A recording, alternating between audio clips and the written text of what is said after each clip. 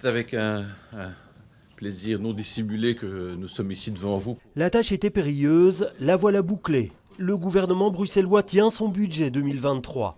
7 milliards et un déficit de 400 millions. Le budget est en déficit, ce n'est pas une nouvelle, mais le budget est moins en déficit que l'année passée, et dans des circonstances économiques naturellement très, très difficiles.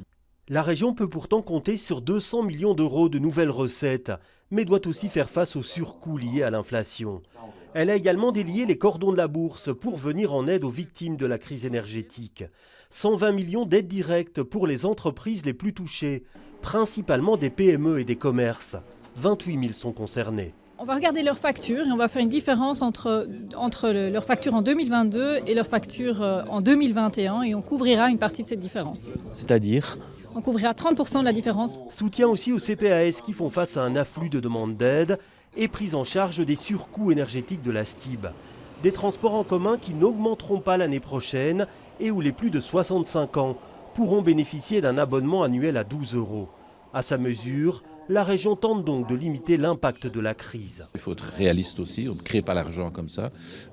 Donc ce n'est pas du tout un budget, je veux dire, un peu passéiste, mais c'est un budget réaliste qui hiérarchise, qui prend en compte les priorités. Le budget des primes à la rénovation énergétique est aussi revu à la hausse, 18 millions d'euros de plus, ce qui le porte à 100 millions en 2023.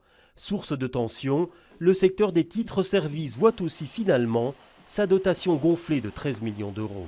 Les titres-services, c'est le programme le plus important de soutien à l'emploi de personnes faiblement qualifiées en région bruxelloise. C'est 27 000 personnes qui travaillent dans ce secteur. Ça coûte 250 millions au budget régional, c'est un gros montant, je l'entends bien. Des économies à hauteur de 150 millions sont également à l'ordre du jour, principalement dans l'administration. Un gouvernement qui a voulu faire montre de sobriété, les indemnités ministérielles seront réduites de 8% à partir de janvier.